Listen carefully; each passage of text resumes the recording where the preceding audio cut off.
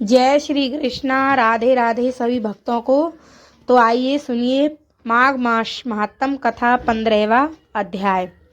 दत्तात्रेय जी कहने लगे कि हे राजन, प्रजापति ने पापों के नाश के लिए प्रयाग तीर्थ की रचना की।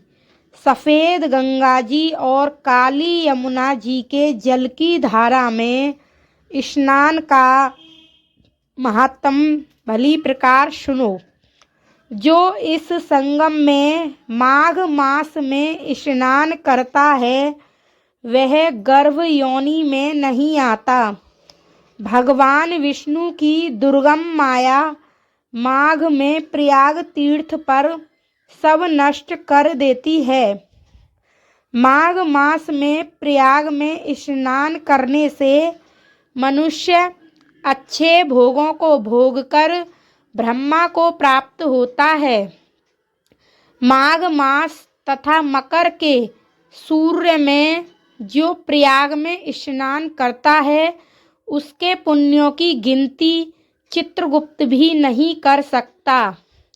100 वर्ष तक निराहार रहकर जो पुण्य प्राप्त होता है वही फल माघ मास में 3 दिन प्रयाग में स्नान से होता है। जो फल 100 वर्ष तक योगाभ्यास करने से मिलता है, जैसे सर्प पुरानी कांचली को छोड़कर नया रूप ग्रहण कर लेता है, वैसे ही माघ मास में स्नान करने से मनुष्य पापों को छोड़कर स्वर्ग को प्राप्त होता है। परंतु गंगा यमुना के संगम में स्नान करने से हजारों गुना फल मिलता है। हे राजन, जिसको अमृत कहते हैं वह यह त्रिवेणी ही है।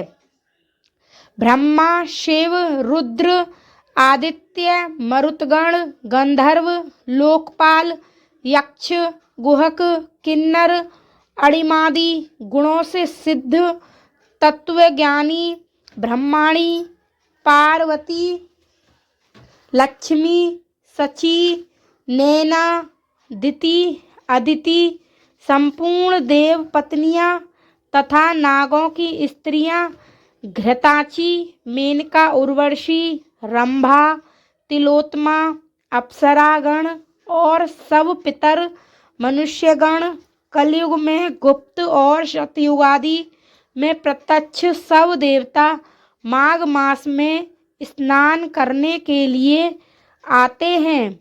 इन दिनों माघ मास में प्रयाग में स्नान करने से जो फल मिलता है वह ईश्वर ही कह सकता है।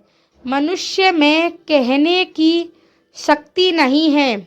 हजारों अश्वमेध यज्ञ करने से भी यह फल प्राप्त नहीं होता।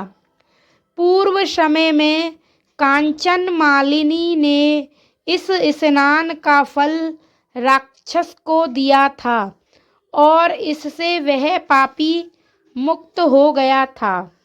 तो यह थी 15वां अध्याय की कथा।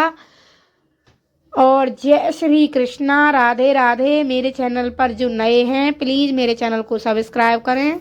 हर हर महादेव।